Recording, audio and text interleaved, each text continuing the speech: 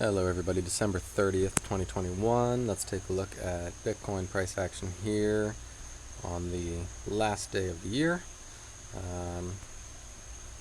Alright, so today we had some action. Today and yesterday we had some action where we moved upwards off of the low here, where I was considering two options, right? So possibility that this was A, B, and then we'd see a C down in a really direct route.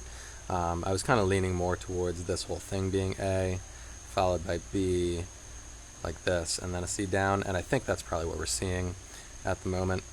Obviously, we still could see a crazy scenario where it just kind of pumps up from here, and there's all that sort of possibility as well where something just silly happens. But all I can do really is talk about the price action that is presenting at the moment, right?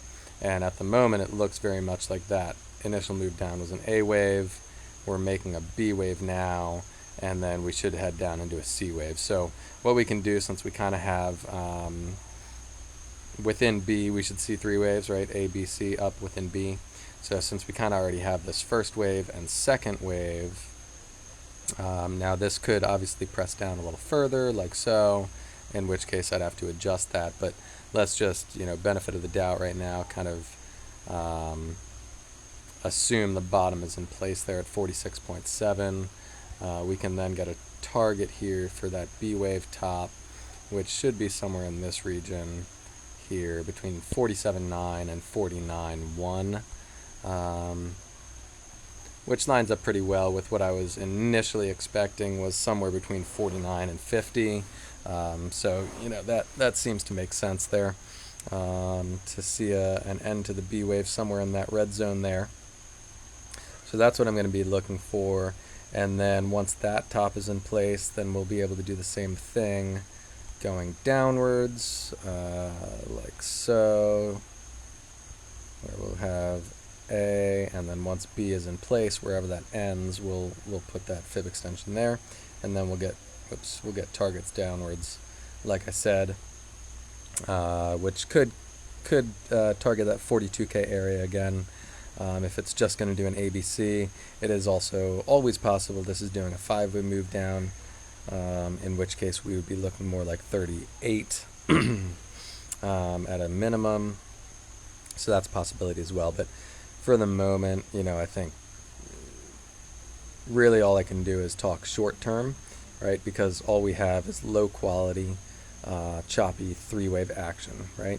And so all I can really do is discuss the short term, what's happening. I can't really say anything about the long term at this point in time, except for what I've said before, which is we can very, very well see a move down to the 30Ks or even 20Ks again to just reset all this action before trying again to finish this bull market.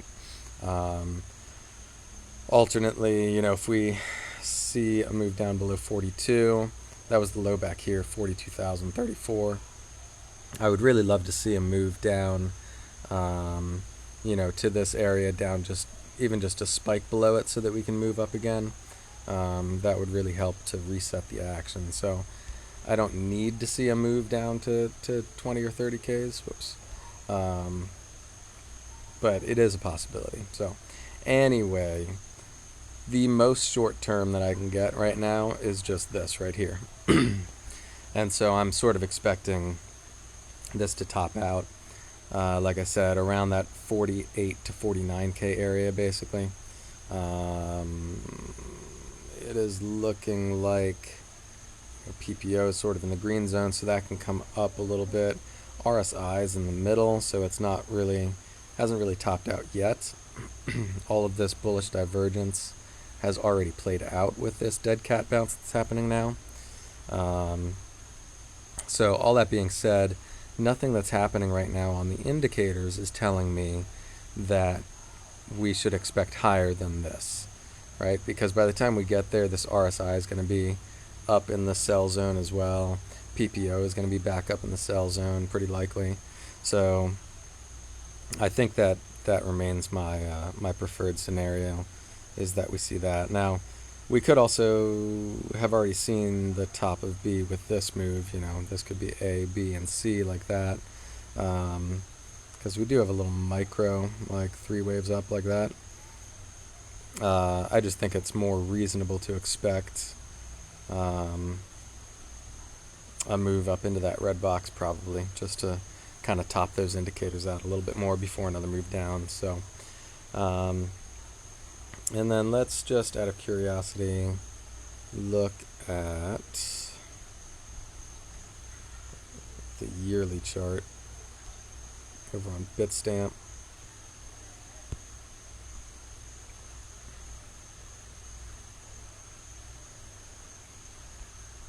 So here's our yearly candle here, and at the moment is not the most bearish thing in the world, right? It looks fairly good. It's a green.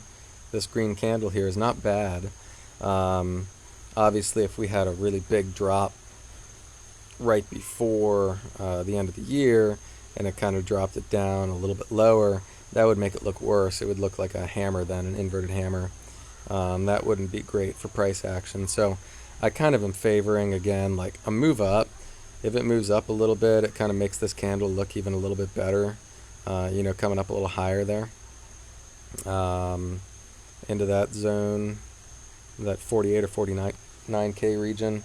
And then we'll see, I think pretty likely we'll see a dump to start off the next year, and then we'll proceed upwards from there.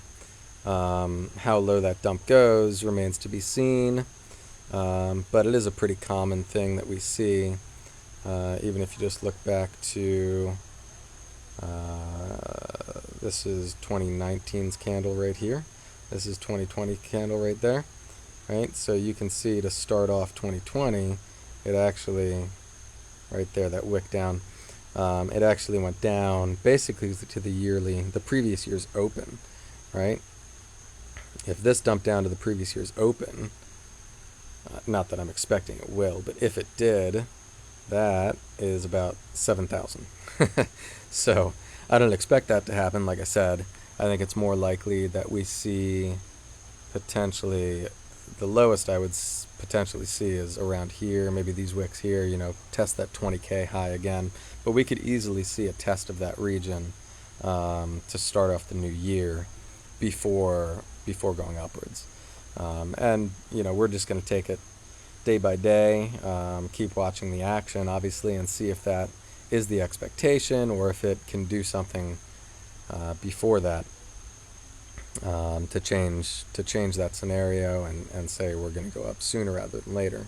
Then obviously that's great, but just keep it in mind as a possibility. I've been saying that for a couple of months now.